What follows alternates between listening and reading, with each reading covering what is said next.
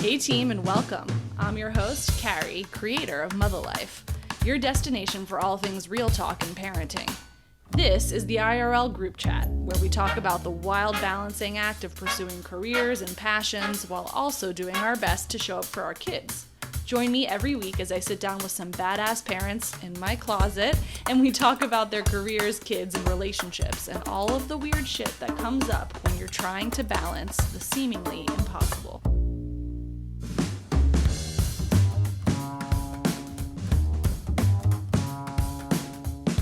Safety, health, love, acceptance. These are all the things we want for our children. They are, in many ways, universal objectives for the job of parent, even when so much else can vary across cultures and borders.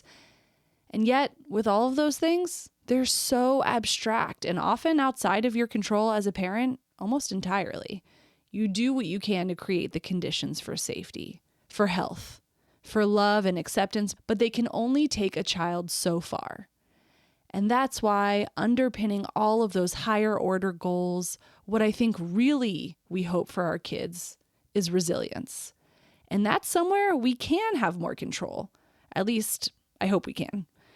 It's one of the reasons why things like sports and competition and failure of any kind can be so valuable from an early age. It provides a repeated opportunity to feel bad and face that feeling, then figure out how to move on from it. And man, is that a critical life skill. This week's guest had me thinking a lot about resilience, both as a human being and as a professional. Stacy Bernstein is the co-founder of All Better Company, a company reimagining first aid in a way that's showing up for you and your kids and also the planet. Stacy is a serial entrepreneur, so we know that means she requires immense resilience. Where she got this resilience is the puzzle we fit together over this episode. Listen, enjoy, share with a friend, and trigger warning today, we do talk about child sexual abuse throughout the episode. Welcome to the closet, Stacy. So excited to be here. You know what we do here. I love that you're an open book. I told some people that you were coming on. I had lunch yesterday with some former mothers on the pod, and they were asking who was coming this week, and I mentioned you, and I mentioned All Better, and they were like, wait, that name wasn't taken? It's beyond. It's such a good name for a company. Such a good name. And so when we're asked if we own anything, because so many things are so expensive, right? Proprietary like formulas and patents are so expensive. And then when we tell them that we own our name, most people are in disbelief because it's such a good name. It's such a good name. Yeah. All Better Company? Yeah. Yeah. So good. Yeah. I mean, and for what we do, it's left it's left a very purposeful kind of like door that is open. 100%. Yeah. So good job to you guys. Thank you so much. Oh, wait. And I think I saw the picture of those founders of whom I love. They're both great. Amazing. Shout out Lisa. Shout out Meg. Yeah. They're really great. It's been actually really interesting because we sort of accidentally are becoming a place where entrepreneurs want to come have a chat. And we can talk about why that is. But I think part of it is just like, as an entrepreneur, I think there's a lot of pressure to go out there and like sell your thing and like sell your business. And so much about, I think, when you become an entrepreneur as a parent is because you're trying to fill a specific gap that you wish existed for your own kids. Yeah.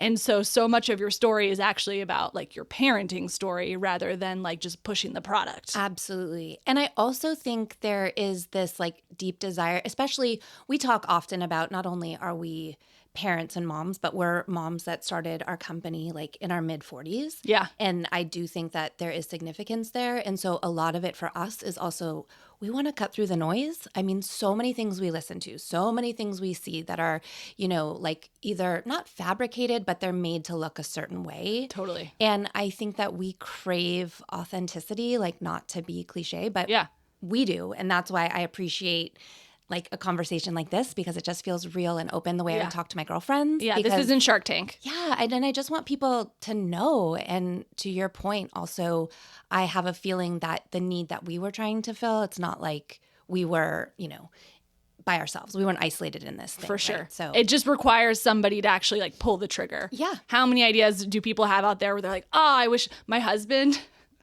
God bless him. And if anybody takes this idea, like, I will come for you. He's never going to do anything with it, but I can't have it in the world because I can't hear about him he has a real issue with like the size of napkins. Because he feels it doesn't cover a man's lap appropriately the way men sit. Like he wants a mankin.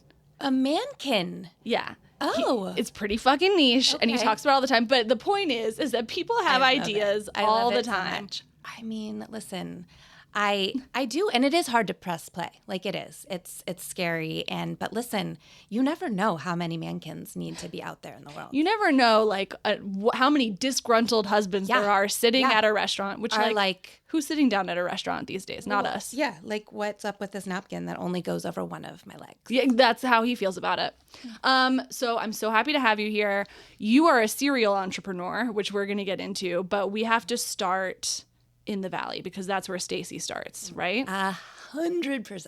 And I'm laughing, guys, because Stacy came in my house today and she was like, oh my God, look at your backyard. And she did it in a way that only somebody who's from LA could appreciate a backyard. It's like if you live in New York and you see somebody has like a terrace or maybe a good closet, and it's like, oh, like you this is a great closet. Stacy comes right in the house like, ooh, this is a good lot size. the most I know what I'm talking about shit when you are truly from here. It's true. And it's great. I love your home. It's a great neighborhood. It's so great where you are. You got lucky. Thank you so much. Yeah. We did get lucky. We bought our house on the internet during the pandemic. Sight unseen. That's amazing. Yeah. For so many reasons. Okay. Yeah, we can get to that. Yeah. But, okay, so you grew up in Encino? I grew up in Tarzana. Tarzana, even deeper valley. Oh, so like my brother and I like to say there's like Deep Valley. Yeah. There's like Deep Valley, yo. And then there's just like Deep Valley. Like so deep. So there's definitely levels of the depths of the valley. Yeah. I was pretty deep. I feel like we're fake valley because of where we live. Yeah.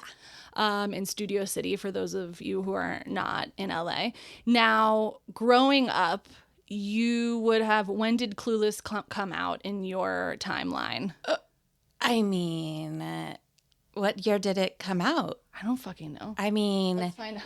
Oh, right, because the valley, because they had the party in the valley. Yeah. Yeah. I mean, I guess it had to have been like when I was in high school. So, right, like did it enter your consciousness? Was that part of your pop culture always. Experience? But like also I'm a child of the 80s. So like Valley Girl was like the original movie, right? Yes. And like all of those like Fast Times at Ridgemont High and all of those movies, like when the Valley makes cameos, you're just like, yeah, this is our place. Yeah, when we moved here, there were a lot of like, especially, what the fuck are they called here? Like the bodega equivalent, you know, like the like, not gas station, but the independently owned 7-Eleven type stores. Oh, yeah, like convenience stores? Convenience stores. Yeah, sure. There are so many here that it's like, oh, I've definitely seen that in a movie. Totally. You try and like, you're like, wait, is that the 7-Eleven from the Justin Timberlake video? Yeah. Like every corner like looks the same and you try and absolutely. And there's one with like a big clown. Yes. On there's my way so to Target. many. Anyway, it's very fun for somebody who didn't grow up here.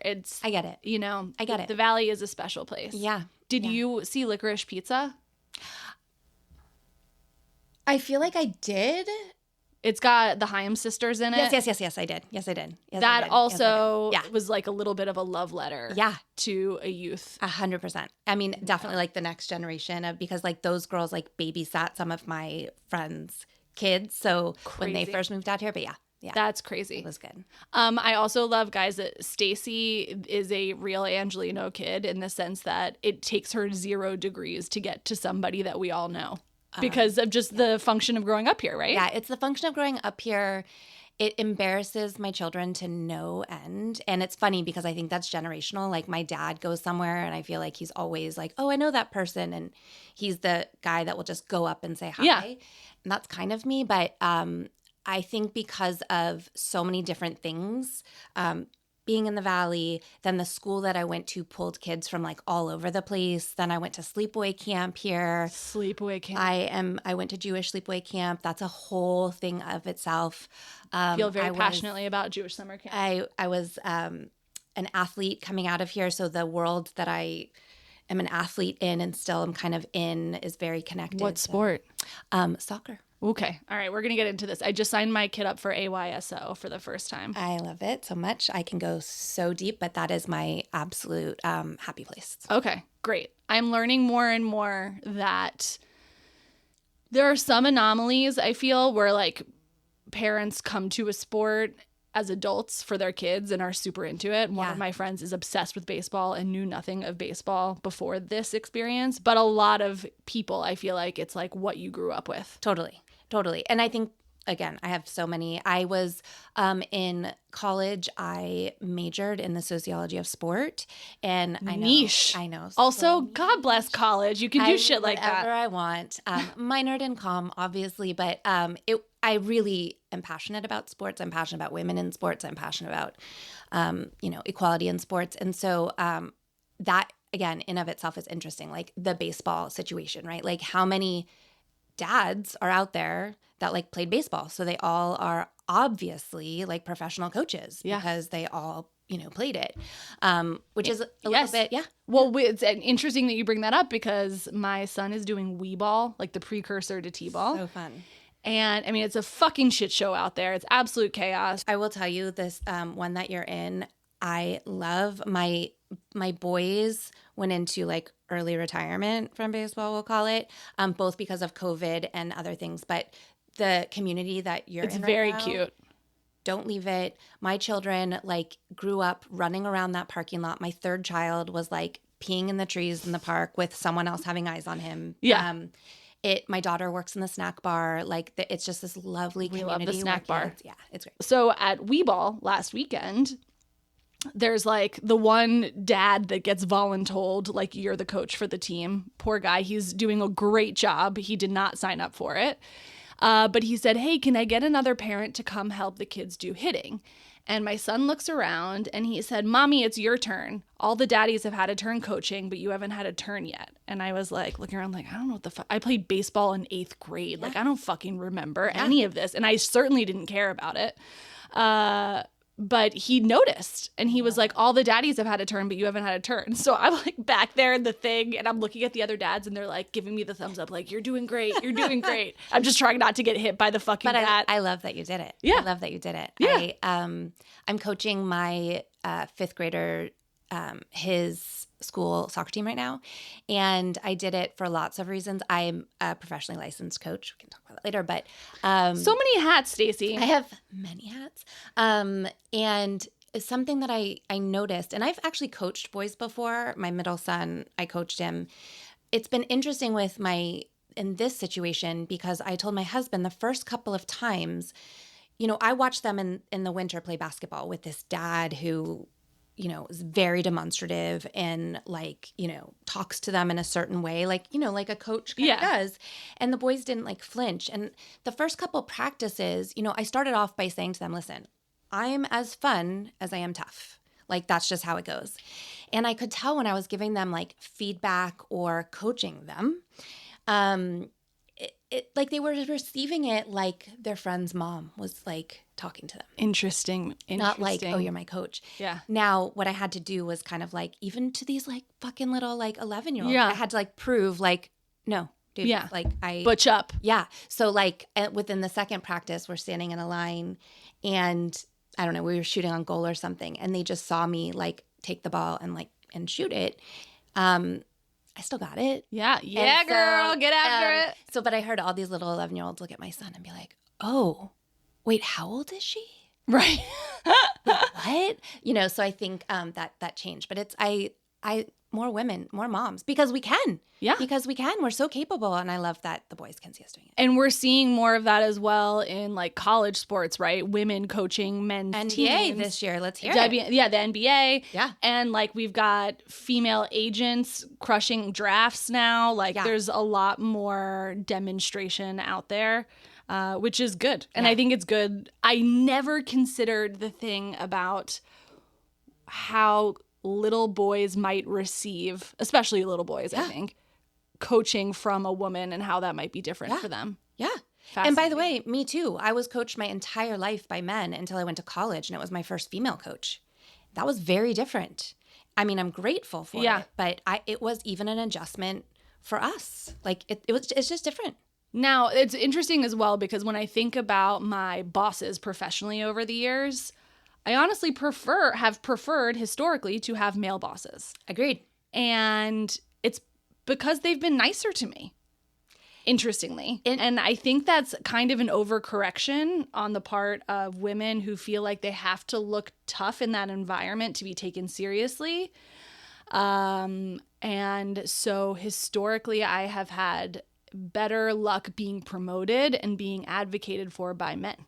Yeah, I mean, I only had two kind of like jobs in the real world where I had bosses, and both of them I had female, and they were actually both in professional sports. Ooh. And my first one was in New York City, and I worked for two women directors. So I was their assistant, both of them.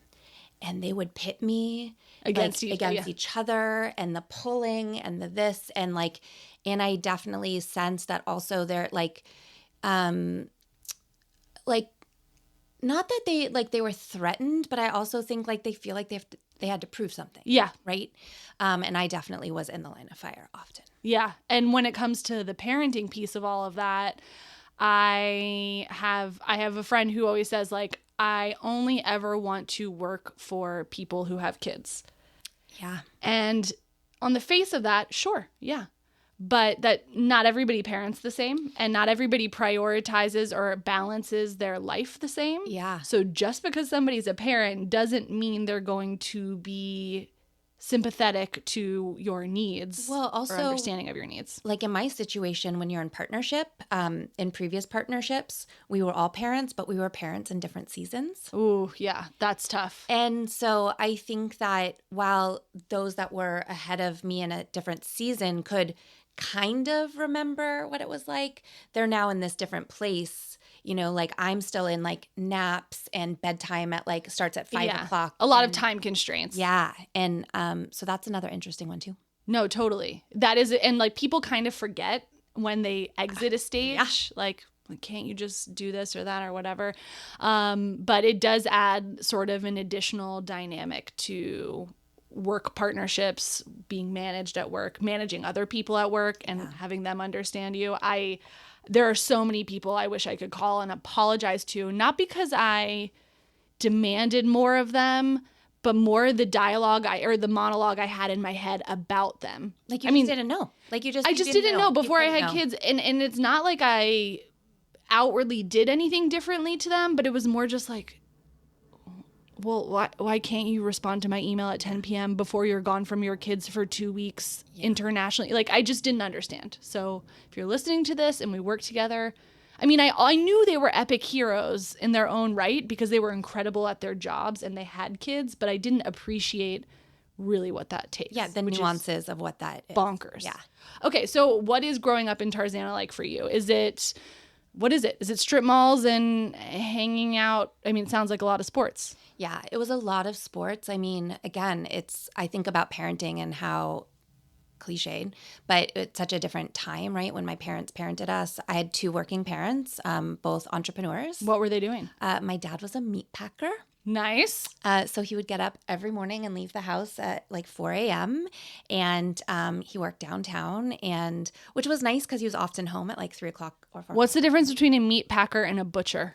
That's a great question. So first of all, scale. Like, so a butcher, typically they're like going to sell directly like to the consumer. Yeah. Whereas this was more B2B. So they pack all of the meat, different types of meat. Is he like breaking shit down and doing all of that? Yeah.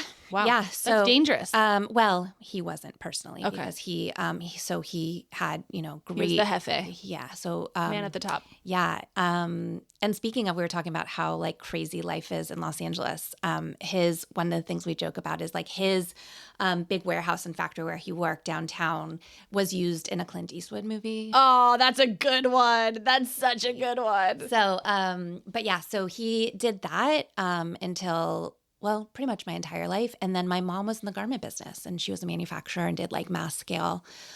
So both entrepreneurs in their own way. So they're both entrepreneurs. And you have one brother, right? I have a brother and a sister. A brother and a sister. Okay. I'm in the middle. And oh God, we got a middle child on the pod today. That's right. So many things to say about it. So we grew up all athletes and all very different personalities. We, I don't know, what can you say? Like, we were just really active. That's kind of like how our house ran, was like, but from when I could remember, like we all did multiple sports, and that was kind of our thing. We weren't, our weekends were filled with that during the week, constantly, like the juggling and shifting. I was lucky enough to grow up also with grandparents around, so they were part of that. Like, we joke that my grandparents, like, were the original, like, Uber, but they were Schlepp-A-Wagon. Like, they were Schlepp-A-Wagon. Like, they were. So we were lucky enough to have them and went to school. We all went to school. It was interesting. We were meant to go to public school, and then there was like a big shift in kind of LAUSD and what that was going to look like. And it was going to be real tough for my parents logistically. And so they started sending us to private school and made a deep, deep commitment to our education. Deep. Yeah. Deep. And is that Harvard Westlake? Yeah. So we were at some elementary schools, local elementary schools, one right around the corner from here. And then my sister and I actually started, it was Westlake School for Girls. Oh. And then like 3 weeks into my 7th grade year, 7 through 12, they announced that Harvard, the boys' school, and Westlake, the girls' school, were going to merge. This is like a Barnard-Columbia situation. That's right. Got it. And it was controversy. And so my sister was Westlake School for Girls 7 through 11, and her senior year, she had to move to the boys' campus and spend her senior year with boys. Senior year with boys sounds terrible. I know. But I think in like the girls' school world, right? Like, it's so special, and it's about, all of the things you really think, like building empowerment and independence, and you really get close. It was, your class size was only like 80 something kids. So I do actually think that was like a big kind of like shakeup for all of them. Yeah. For me, it was 9th grade. So it was. You had more time. Yeah. It was pretty seamless for me. Now, that particular school has a huge reputation for all sorts of things here in LA, and honestly, like, nationally. Yeah, absolutely. They're always in the rankings for highest number of kids being sent to Ivy Leagues.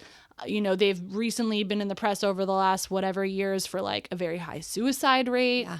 It's a tough, demanding environment academically. Yeah. Was that your experience when you were there, or did that kind of come later, do you feel? Yeah, it's a great question that I get asked a lot. And also because I have a unique experience in that I went there, and then when I moved back here after college, after a couple years, I worked there. Oh, interesting. Yeah, so I worked there while I was kind of like figuring out what my entrepreneurial journey was going to be like. And I coached there. And so I have like, it's like, I liken it to like going and enjoying a Broadway show, and then all of a sudden, like, you're behind the stage and the curtains are pulled back and you kind of see what how the sausage like. Is made. Yeah. And so here's the thing. I had a really good experience. Like, it held me in a way that I needed to be held. I think academically it was really challenging. I think that it has, like, decades later, it is more challenging now. I also think the constituency of people that go there is different, and the expectations of those people that send their kids there, for the most part, is different. So my best friend in the world, my soul person, who lives around the corner, is we went to high school together. And if you ask the two of us, we had completely different experiences. Completely. Shout out to Jessica, who stole my volleyball spot when we were in 10th grade. That's right. Turns out it was okay. I meant to be a soccer player. Jessica, how dare you? Is she taller than you? No, we're exactly the same size. I know when She's I walked in. She's a petite lady. Yes, but we were like back row specialists. That's right. Thank you. And so if you ask her, like, totally different experience. It held me, and actually my brother and my sister, it was exactly right for all three of us for very different reasons. Interesting. So, I think, again, like, the pressure cooker, certainly it existed, but I don't think to the extent that people talk about it now. Yeah. I definitely started to see that transition when I worked there. Yeah. Parents were a little cray-cray. Yeah. They are a little intense.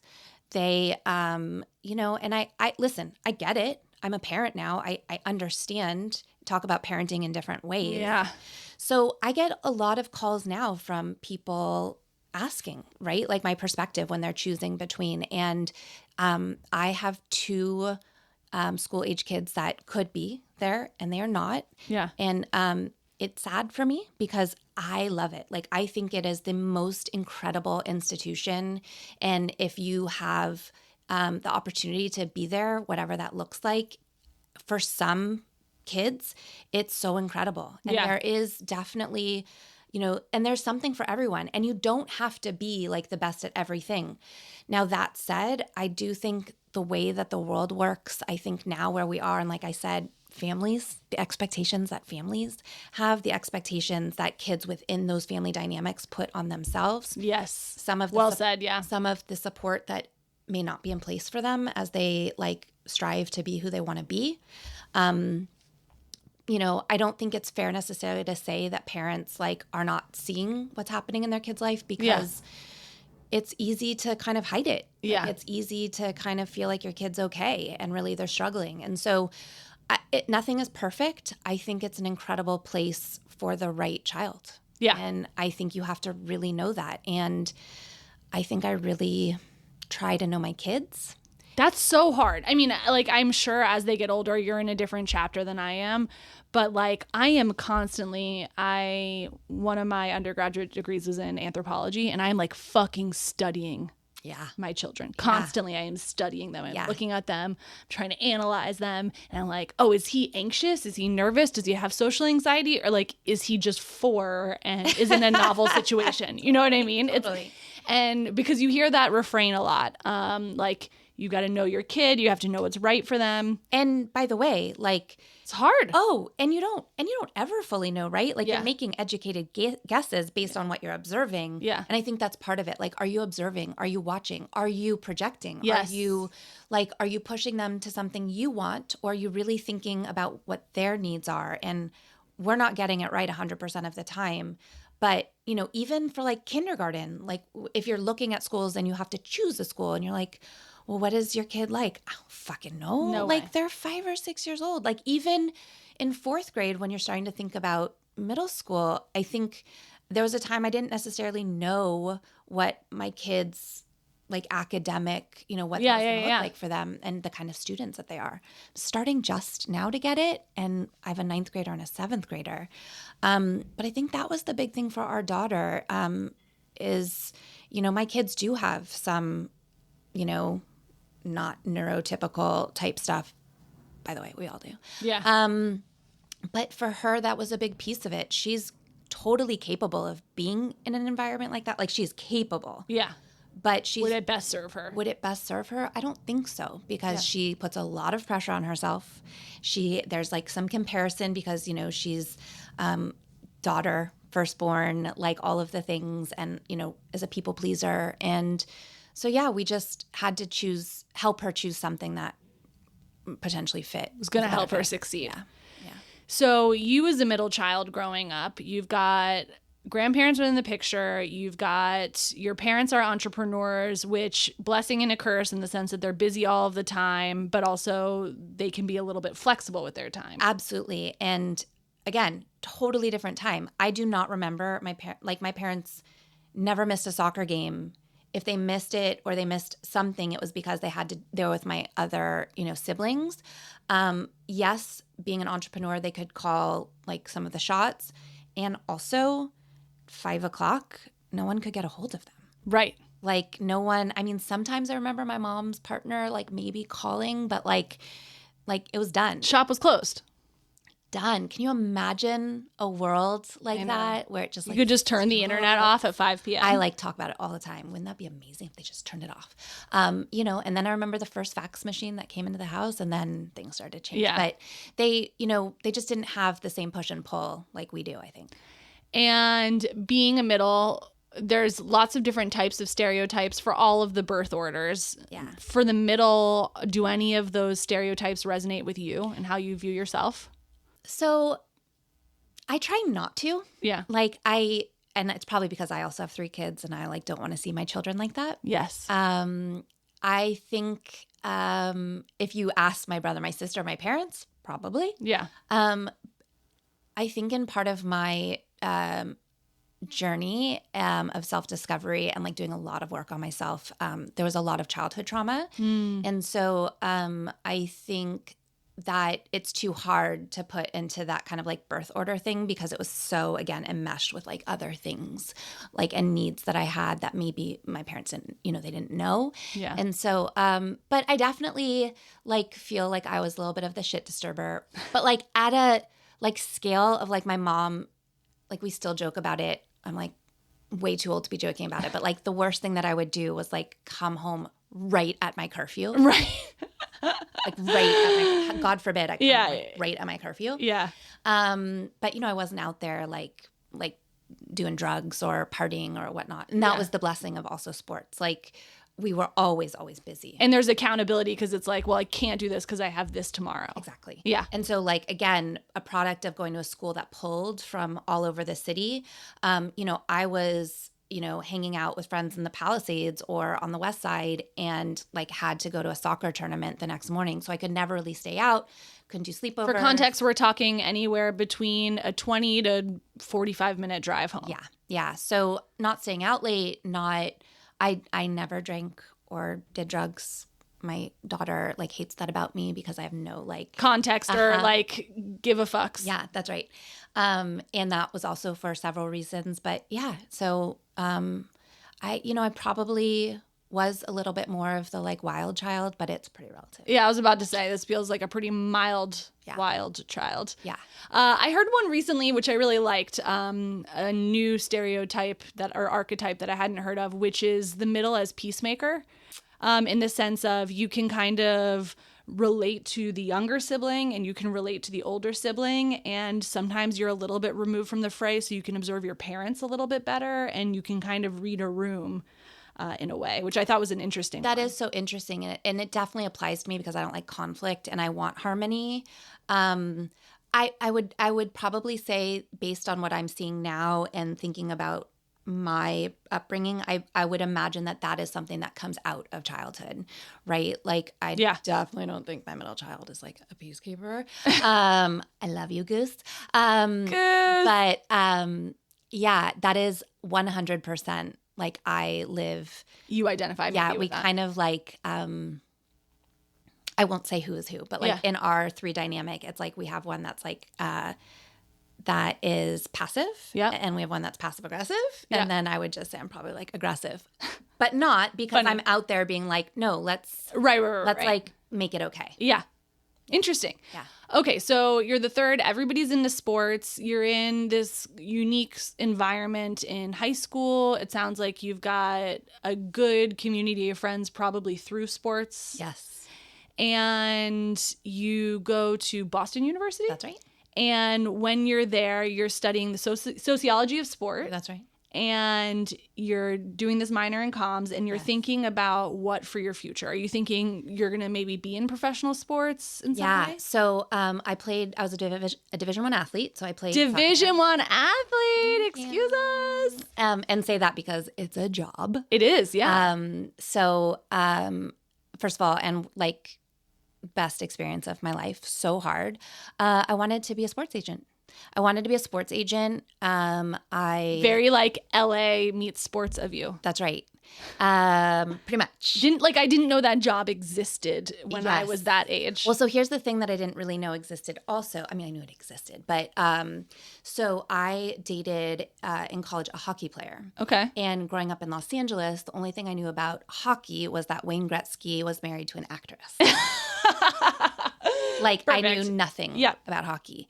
And then I dated a hockey player and I knew everything about hockey because it's all you do. And at BU, it's like the thing, like they're national champions, whatnot. And I mentioned that because it has, first of all, hockey, a lot of hockey players before they play will play hacky sack or with a soccer ball, like juggle. It's like a thing. There's a lot of similarities in the sport. And so because of my boyfriend at the time, I had access to the world. And so my senior year, I interned and worked at Wolf Associates, which was one of the biggest sports agencies. And one of the founders was Bobby Orr. Really, he's like one of the most famous hockey players. Yeah. I worked in their agency and quickly realized, oh no, this is not what I want to do. Yeah. I loved the human side of sports. I didn't love the contractual side of sports. Yes. I also didn't love the babysitting that you have to do with professional athletes. So I went a different route, and I had 2 opportunities, both sports driven, out of college. One was to go live in Bristol, Connecticut. And one was to go to New York City, and I got a job at the NHL head offices. Wow. So I worked at the league and lived in New York for a minute. Was that super fun? Or because it's like an interesting thing when I once interviewed A.O. Scott, who's a New York Times movie critic, and I followed him around for the day, and his job is to watch movies. Yeah. This is a man who got into his line of work because he loved movies. Yeah. He loved going to the movies. And then movies and reviewing movies became his job. Yeah. And it's a very different thing when the thing that you love and are passionate about then becomes your job. Totally. I think that, so fast forward, my first 2 jobs were the National Hockey League. Then I used that as a catalyst to get back home, and I worked for the Kings. So between those 2 jobs, and they were in more of a marketing PR marketing role. So at the league offices, it's fan development. So you're really creating, it's really about brand awareness. So, and then when I came to the Kings, I was running their youth hockey program. So it's all of their grassroots programming to try and raise awareness around the sport for kids. So cool. So I think I was always kind of trying to, like I said, raise brand awareness and create brand equity. And I would agree that at the time, definitely sometimes your passions are not meant to be what you do for a living. I think that was definitely it at the time. But I think I probably also just had this itch to do more. Now I think as I build wealth, getting back into professional sports in some meaningful way is very important for me. Yeah, I just love it. But I totally agree that sometimes your passion, when you're in it, you're like, oh, this is not what I thought it was going to be. And I do think the jobs and the roles that I was in weren't exactly right for me. So that, kind of dictated that. Now, when you showed up in New York, were you showing up with people? Did you have a posse or were you just on your own? So I have a kind of interesting college through my mid-20s, as most people do. But I was unearthing some trauma. Yeah. And so when I went to New York, I had one. What category? We don't have to get into it if you don't want to. Totally okay. But I'm a survivor of childhood sexual abuse. Fuck. And that was kind of coming to a head. And so I went to New York pretty much by myself. I had one friend that came from Los Angeles, and we moved. First of all, I was just talking about this with a friend to the worst neighborhood for 2 22-year-olds. Where did you move? First moved to the Upper East Side. Sure. Yeah. She couldn't find a job. So by November, she wanted to come home. She was homesick. She'd never left California. So I was all on my own. I had 2 friends. None of my college friends went to New York. It's so weird. I feel like that is not normal. But most of them stayed in Boston, or a lot of them went into specialties in education. So I was kind of alone. I was at work. So then I had to sublet in Murray Hill. I was waiting for Murray Hill to enter the picture. This is where people, this is where your age go. But at that time. Not me. But right. not me. Right. I definitely. Also not me, yeah. I definitely belonged. Didn't know it, but I belonged downtown. Yeah. I was an East Village kid. The East Village is where I belonged. Yeah. But all fine and good. I'd walk to work. And the thing is that I was also working with people much older than me. Yeah. And so I'm not a drinker. So the bar life wasn't for me. It was hard to meet people. Yeah. Which is weird. I was poor. I loved my job. I basically just did that. So I didn't make a lot of friends. Yeah. But I would also say I had the best experience. And after a year, it was time to come home to face other things. Yeah. So I may have been there a bit longer if that hadn't come up, but I needed to come home and really like deal with the stuff that was happening. When you say deal with the stuff that's happening, is that face accusers? Is that... Yeah, it's all of it. It's like I needed to be able to accusers, abusers. Yes, I'm with you. I knew what you meant. I needed to work on myself. I was starting to have like some panic attacks and some flashbacks. And so I needed to like quiet those. Yeah. And part of that was, I think, trying to confront the person that abused me. At this point, did your parents know about any of this? They did. I told them when I was 16, but it had happened before that. And how did they receive that news? It was heartbreaking. It's heartbreaking. It was someone in my family. Fuck. So it's so complicated. Yeah. They were gutted. Yeah. They were gutted. But there wasn't ever any question of like they believed you the minute it came out of your mouth. 1,000%. Yeah. Yeah. Never. Yeah. As it should be, by the way. I don't necessarily know that they had the tools to process it. Yeah. And I think if you asked each of them, I know my dad, it was really complicated for him. And not soon after this started to come out for me, I think like maybe 6 or 8 months later was the earthquake. It was Northridge? Yeah, the Northridge quake did significant damage to our home. So we had this like emotional rattling of our home. Yeah. And then we had like this physical rattling of our home, which I think all of it created like this rattling of a marriage. Yeah. So there was a lot of change. Yeah. Yeah. Are your parents still together? They are not. Okay. No. That I can imagine is a very hard thing to get through, even if everybody's on the same side and supporting you. That's a lot to process and deal with because, I mean, now that we are parents, you have to think like, what could I have done differently? How could I have protected her? It happened in their home. Right. Like that is literally a fucking nightmare. And you have these people like looking back now where you are, do you feel like there was something that they should have caught on to that they didn't? Like, is there like, what's the takeaway for us as parents? Yeah. There? So here's the thing. I have never once truly, like never once, there's never been any blame or why didn't you notice? I do think there are a couple of things. I hesitate to say, like they should have picked up on that, like I know that there were some times when this person, like, they would go out, like away and maybe he would come to stay with us where I'd be like, can I go stay somewhere else? But I was real little. So it happened from like the time that I was like about like 7 to 10 years old. Yeah. I know it's awful. And it's such a great question.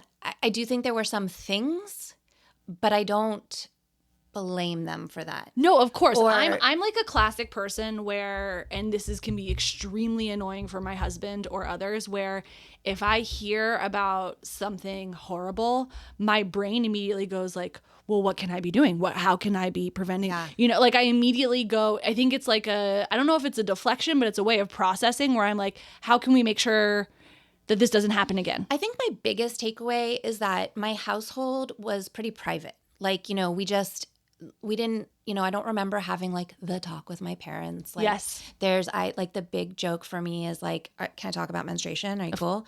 Yeah. So discharge is like a favorite topic over here. Okay. So, I remember like I got my period and my mom was in her bathroom and I like knock on the door and I was like, I think I just got my period. It was quiet. Kid you not. Under the door, a maxi pad like slipped out. Yeah. Like I learned. Yeah.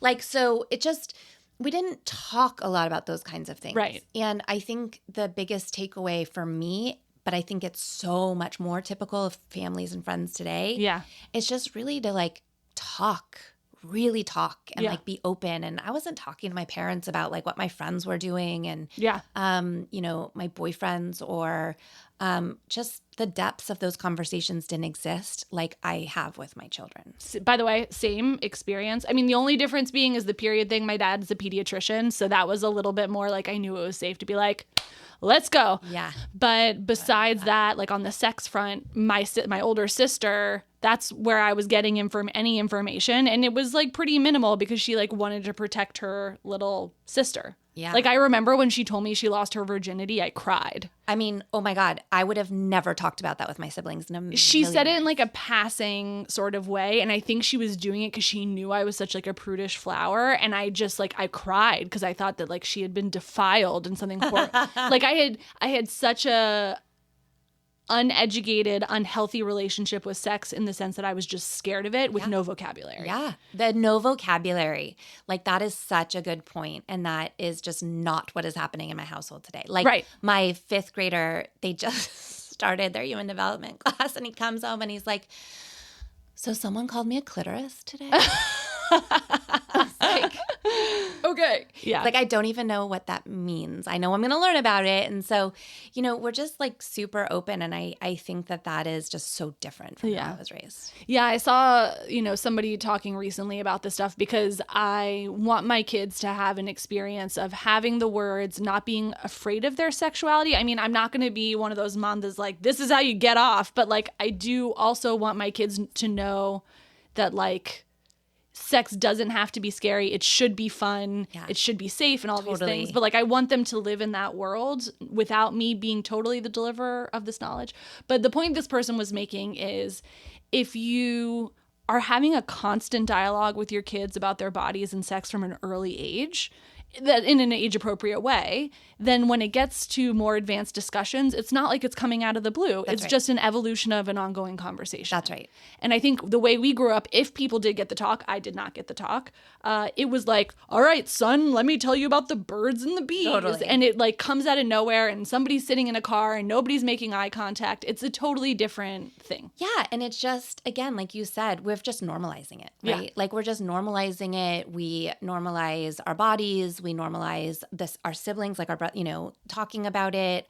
My boys are so curious. Like, my little guy, when my daughter, something, he'll look at her and be like, I got you tampons. Right. Like exactly. I was at the store and I bought you tampons. Don't be mean to me. Like, I just think. As it fucking should be, bro. Good job. That's right. And I think though that, so they're learning too. I think like they're learning about how to be young men and seeing like some of her responses in her relationships. And she's delivering to them information of like, hey, don't be this kid at school. I don't know. It's just so beautiful. Like I'm really proud of us. Yeah. Like, I'm proud of us, everybody. Yeah. But I am as well. I always tell my son when I'm on my period, I'm like, you're supposed to ask me if I need anything. And interestingly, somebody who I have a lot of respect for, who's older, I posted something about this a while ago, and she responded like, Carrie, I think this is so backwards. It's so anti-feminist. And I said, respectfully agree to disagree. There's different generations of feminism.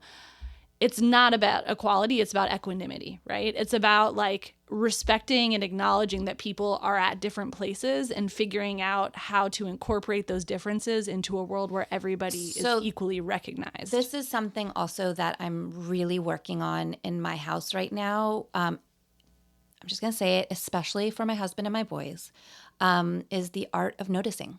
Yes. Like, I need you to notice things. Yeah. And if you're noticing someone is uncomfortable or sick or a little bit cranky, can I get you something? Yeah. Like, I need you to notice that there is a shoe in the middle of the floor that you have now stepped over, and I need you to notice that it's there and maybe you can put it away. Like, I think it's just about acknowledging and noticing human beings and their needs. And like you said, like there's equity in that. Yeah. And I think for so long we've been the noticers. Sure.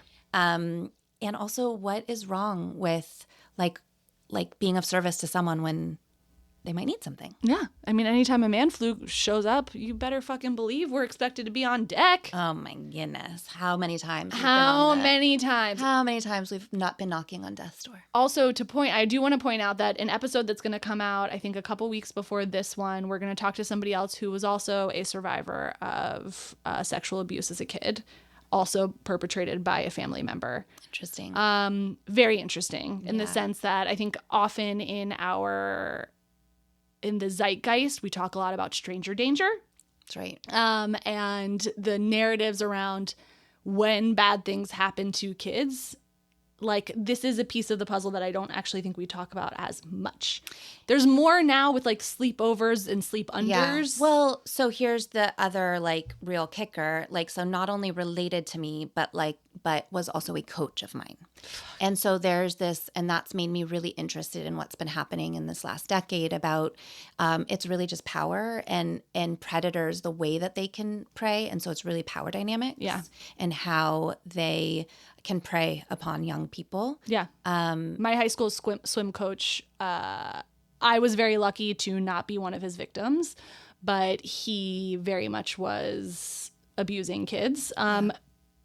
Primarily in ways that were like he installed a camera in the clock in the changing room or in his office or something and would give girls swimsuits to go try on for size. Mm-hmm. He was doing stuff like that and whatever. And I only found out about this years later. But this is like somebody, he was also my rowing coach. Like this is somebody I was extremely close with and spent a lot of time with. Yeah. And I mean, I think he went to jail, but I think is now coaching again somehow. I mean, yeah. Florida. But it's a huge betrayal of trust. I mean, yeah, there really are no words. And thank God that, but how horrifying and how scary for you even to know, like now. Oh, yeah. Yeah. I mean, it is. It makes you question every conversation, every interaction. Yeah. It's, and here was the other piece of it. When would I feel ready to talk to my kids about it? Right. You know, that was like a whole other thing because, you know, wanting them to see it from both sides and preparing my daughter for what, you know, like, yes, 100, like boys, men are absolutely can be victims of abuse, but overwhelmingly, statistically, yeah, overwhelmingly, it's girls and women, and in all sorts of ways, and ways that were made to feel uncomfortable. I mean, how many? Like, I don't know. I was definitely in some offices where I felt the power of someone, you know, and you, whatever. So being able to talk about that openly has been something that is really important to me. Yeah, I mean, fuck. This goes back to the just ongoing conversation, similar to sex, of just over time it being a build rather than a bomb drop one day. Right. So, you know, you are a human in the world. You are of prime dating age when you're starting to process and deal with all of this stuff. Yeah. How much does that fuck you up in the dating world? I don't think at the time it did. I actually think within my marriage, it's been more something that we work through constantly because I'm my late 40s now and it doesn't leave. Yeah. And trauma lives in your body, right? Yeah. It doesn't lie. For sure. So we're constantly, we just celebrated our 20th anniversary. Oh my God, mazel. So old. I don't know how that's possible, but I think it's more like in my marriage than it was like in my dating. But I didn't do a ton of dating. Me neither. Just who I was. Yeah, same. So you were too busy playing sports. I was playing sports. I was coaching. I was, I mean, listen. That being said, I mean, what a fucking opportunity. Like being a cute girl in sports, forget about it. Being into hockey, Jesus Christ. I mean, shooting fish in a barrel, no? I mean, I do definitely, yes. Yes. Wait, is your husband a sportsy guy? He would like for me to say yes. What's his name? Ryan. Ryan, I am here with you, bro. Yeah. But listen, that said, my husband ran like 4 marathons. So it's not like, and he did participate in sports. But I would argue that our children's athleticism comes from me. Yeah. I mean, we got a D1 athlete in the house. By the way, Hall of Famer, Harvard Westlake Hall of Famer. Thank you. Okay. Thank you. We'll have to do like a tour where I go go find your picture somewhere. Right. So we didn't do a lot of dating, even though you could have been shooting fish in the barrel of hockey world. Right. Meg Duff, who was on the pod recently, who played basketball at Yale and just is also sports obsessed. She said, you know, being on the golf course was really the place to be to find a man. Well, and striking and like, yeah. I mean, I do think even now there's something weirdly that like I can talk sports all day long. And when I'm even now in a group of men and they hear me talk, there's definitely intrigue. Yeah. Yeah. Who's that? It ain't me, everybody. Yeah. So don't invite me to your party if you want to talk about sports. I can talk about many things. I can talk about so many things, but not that. Yeah. I used to pretend to care, but not me now. So when did you meet your husband in this picture? So I met my husband. Oh my God. This is so typical. He remembers all of the things. Sure. I remember nothing. Sure. But we did meet. Okay. So I'm not a drinker. Yeah. Same. I didn't do recreational drugs ever. Tried plants way later in life. Sure. So I went to a birthday party with a girlfriend. And it was at a club, a bar. A club. Sure. Yeah. And I went with her, and my husband was going with a friend. The birthday girl was trying to set up my friend and my husband. Got it. They kind of met, went away, and he and I just kind of like started talking. It turns out, just so everyone knows and is clear, I didn't steal anyone's man. Like, she wound up marrying a woman who is like incredible and lovely. Great. It was never going to be. It was not meant to be. And I wound up with Ryan. And we met. How old were you? 23.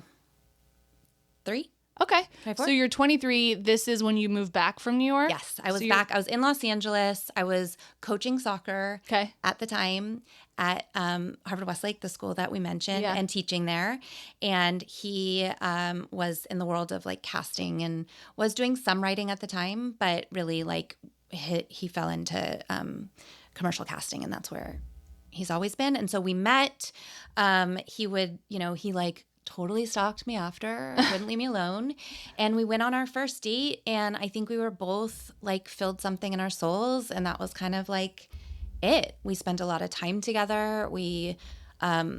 It moved pretty quickly, but I think like, again, we both knew pretty quickly that it was it. I convinced him to move to the Valley. Wow. Honestly, there's love right there. Seriously, he was living in Beechwood Canyon. Like, doesn't get cooler than that. No, not cooler. And if you ask him now, he'd say I wouldn't move the Valley. Yeah. I wouldn't move. Yeah. It is a great place to be, especially in this chapter of our lives, for sure. Yeah. Now, where are you in your trajectory of facing your trauma and coming through this? And when did you tell him? Yeah. So I'm pretty... Because it's kind of like telling somebody you have a kid in a way. Yeah. I'm pretty open about it, actually. Like, and I was telling my daughter the other day, I think we're like all going down this ADHD journey, right? And I'm discovering elements of it for me, and one of them is like oversharing. And is that one of them? Yeah. Oh. Yeah. And I was telling her how once I went on a date, and so before I met my husband, and I went on a date, and on the first date I'm sitting across, and I think I just like let it all go. Yeah. I like just went into it, and I was like, then I never heard from him again. So I'm wondering maybe it was like too much. So I don't know exactly when with my husband, but I would imagine it was like pretty quick. Yeah. You weren't like strategizing like, when do I drop this? No, it was like just more about like us getting to know each other. Yeah. And this is so inherently part of who I am. Huge, yeah. And as you just mentioned, I came home to like deal with it. And so there was about a 4-year period where I was actively trying to pursue some sort of justice. And that was long and complicated, but he was there for all of it. Wow. We went through the process of, there were other people involved. So I wasn't the only one in my family, unfortunately, that this happened to. We tried to go through like the criminal process. And I learned a whole lot about statute of limitations and things that you can and cannot do. By the way, victims' rights. It's like, man, do we have this backwards? By the way, Stacy's wearing a shirt currently that says women's rights are human rights. That's true. Just kind of thank you. Poignant. There we go. And so I do think it's one of the big reasons that my sister went into law and advocacy.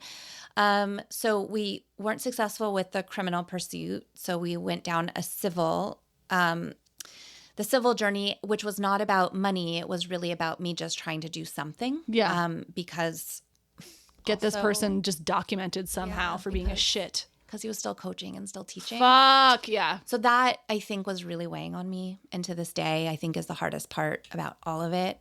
And I think at 16, when we had to report and whatnot, like the police at the time didn't tell me, because I was safe when they came to my home at 16. They couldn't press charges because I wasn't willing to. You know, they kind of made it very clear, listen, if you're going to go forward with this, we're going to have to put you in another room. We're going to have to talk about this over and over. You're going to have to. I was like 16. I was not ready for that. But it sounds like they were kind of talking you out of it. Well, yes. I think they just really, you know, here's what I found out about both the DA and the police and this like system is that they don't really take cases on that they don't think they can win. Right. It's not good for stats. Business and stats. So I think that was a big part of it. But the thing that they didn't tell me was that like from that day, I only had a certain amount of time that I could do something. And I it's not like linear for most survivors. Like it just is not from A to B.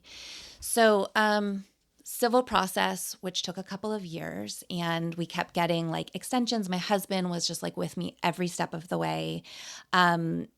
You know, he wanted to like blast it. Like, listen, if he could like put his arms, you know, and strangle the person who did this to me, I'm sure he would have and still would. But was with me every step of the way.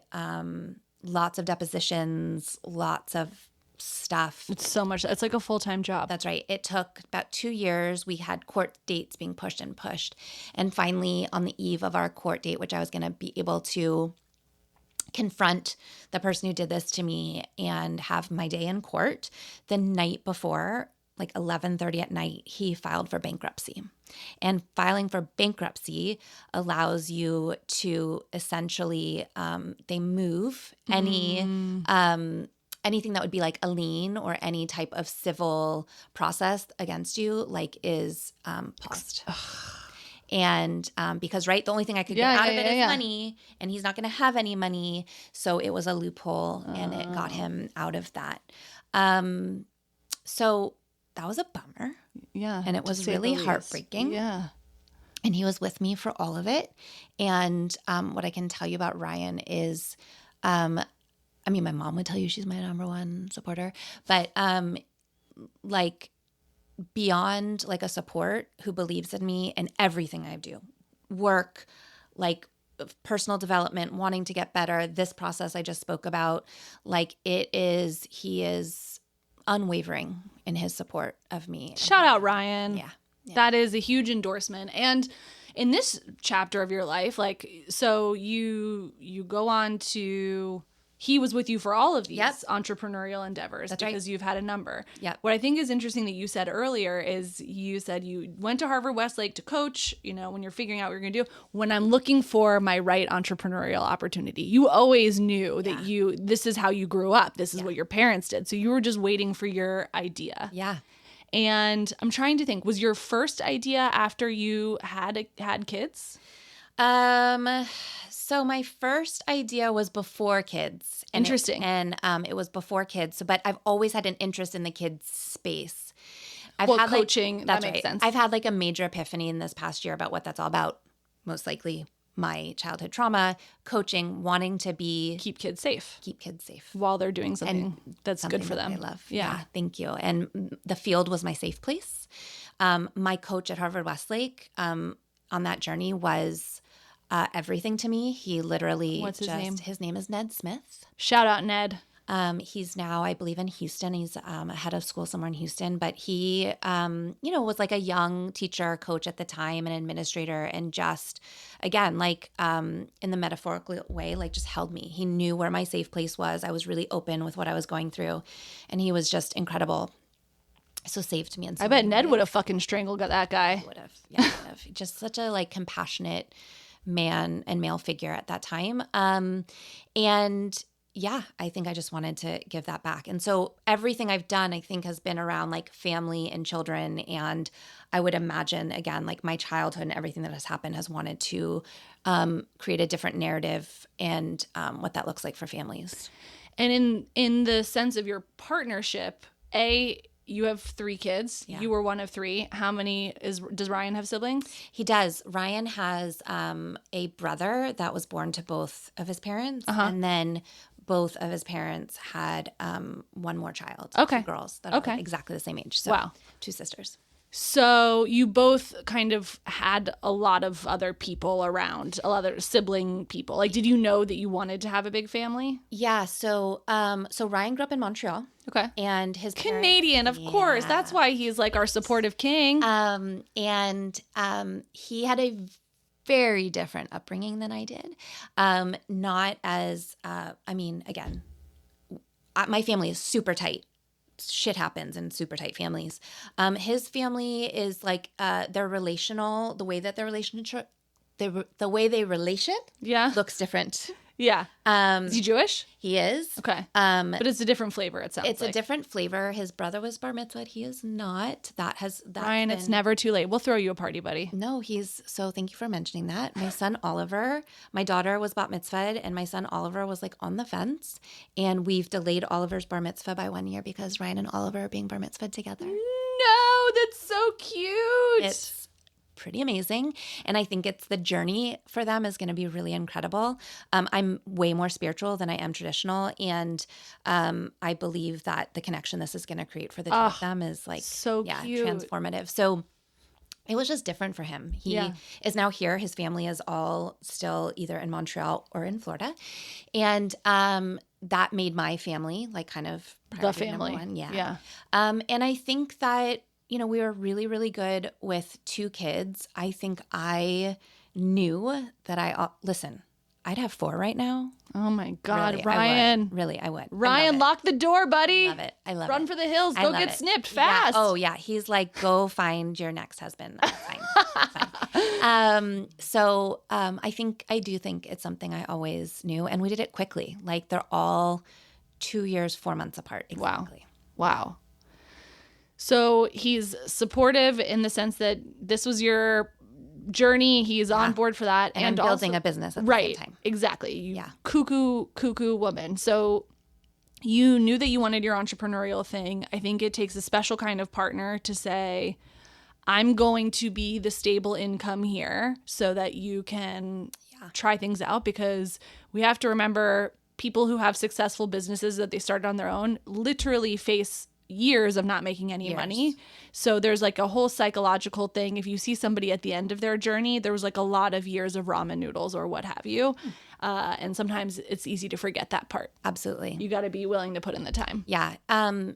Absolutely. And I talk about that often. So like I had a couple of things that I did that all took me to my first kind of like larger endeavor, which was a company called Crafting Community. And we were ahead of our time, and we created like these immersive experiences to bring families together through art and recreation. But like bougie at the Ace Hotel. Yeah, that's Palm right. Springs. So I had 2 partners, both incredible, different skill sets.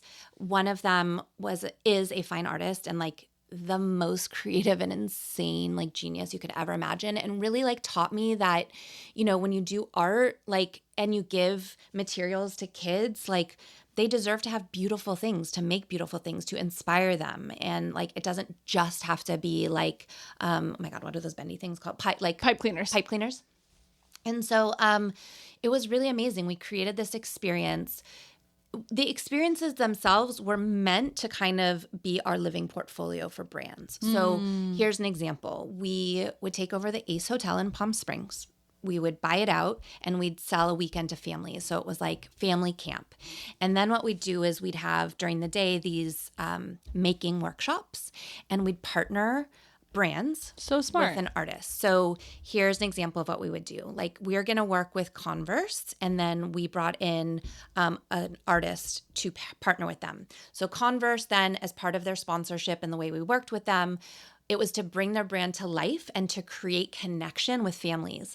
Mommy bloggers were just starting. Like this new way of talking to the consumer was just starting. Experiential. That's right. And so, I'm a big believer that if you can experience a brand, if you can feel connected to it, you're a loyalist, right? Yeah.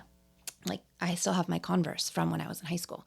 So like they would gift families a pair of Converse, white Converse. And so day one with their artist, they would customize them. led by like stencil, work with the artist. Then the next day they'd work with a different artist and we'd take the box and we would repurpose it and they built desert dioramas. Like So cute. So creating these ways, and also it wasn't like plopping your kid down. Like the things that we made were also intriguing and engaging for families and parents to do it with their kids.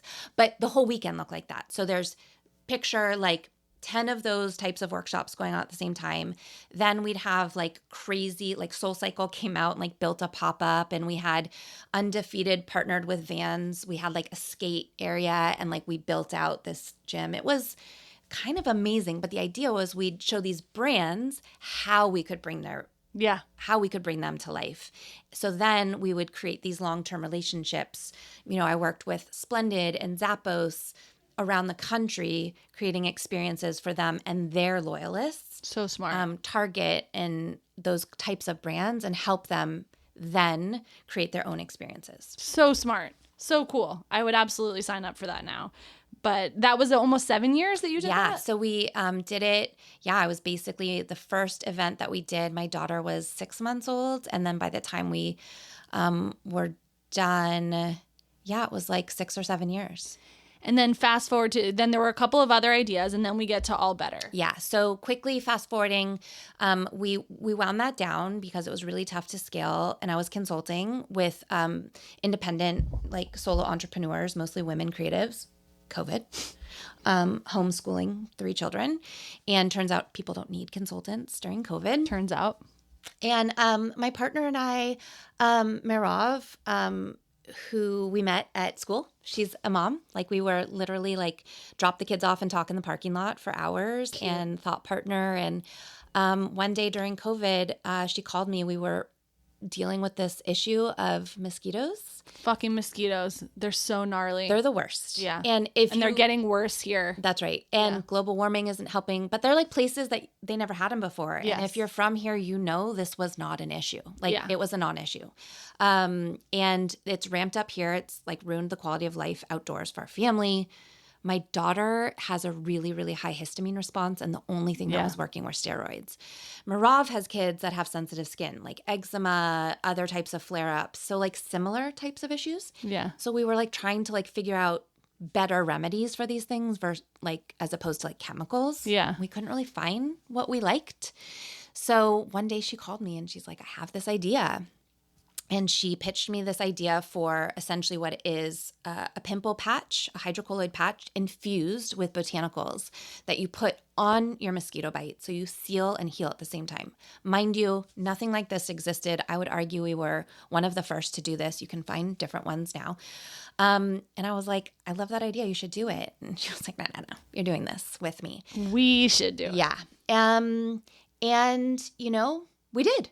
But what was really important to me was that I didn't want to I've watched enough Shark Tank to know that I didn't want a product. I wanted a company and a brand. So I didn't want to be a one-trick pony. Yeah. So if we were going to do this, I needed to really be convinced that something else, that a white space existed. And here's the reality. I'm like a research nerd. I love digging into things. And where I found like remedies for mosquito bites is like in this like kind of like first aid, let's call it skin health kind of world. And what wasn't happening in first aid and skin health was any type of innovation.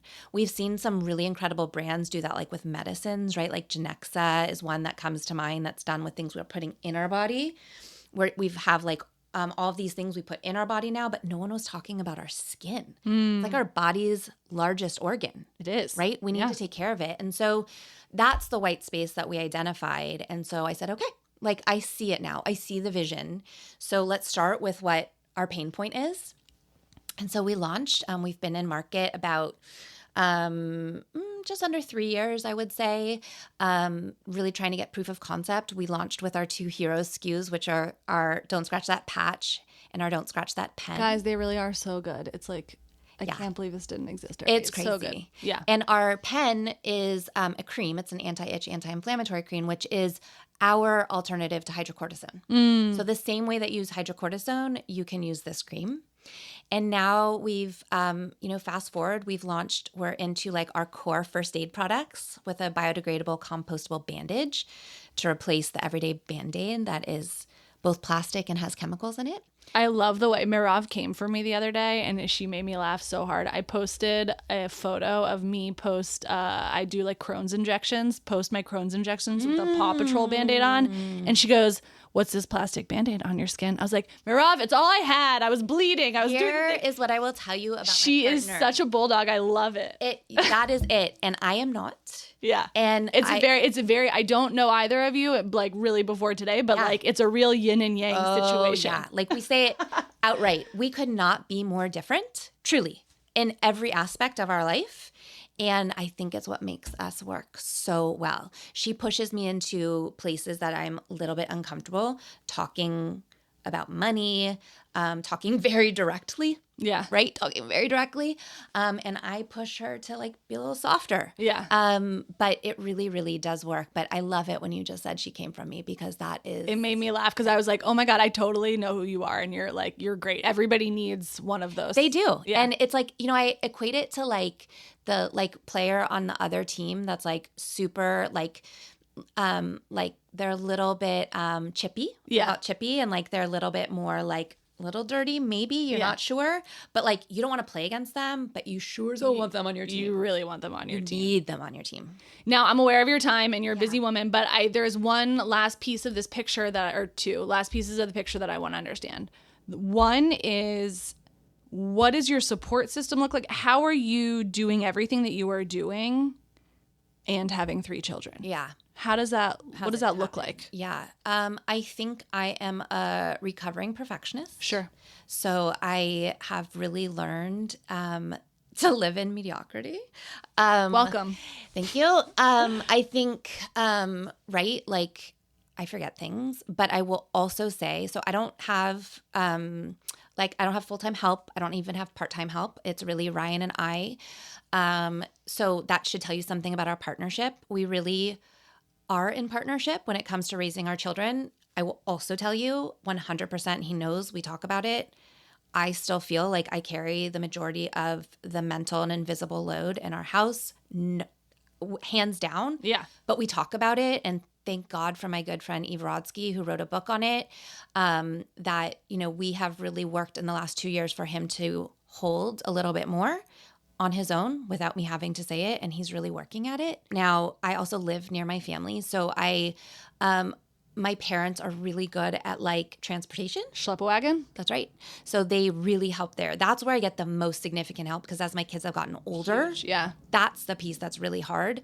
And then I think with the other things, I mean, I definitely can juggle a lot, like things fall through the cracks, but I also really crave being present for my children and showing up for them in lots of ways. I think it's important for me to show up at their schools so that they see that like we're part of a community and we show up. It's important for me to, know that there's other things in the world and people that need help because I think being of service to and being a good citizen is really important. 100%.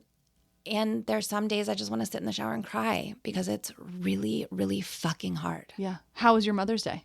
My Mother's Day was nice. My mom is here. Did you cry at all?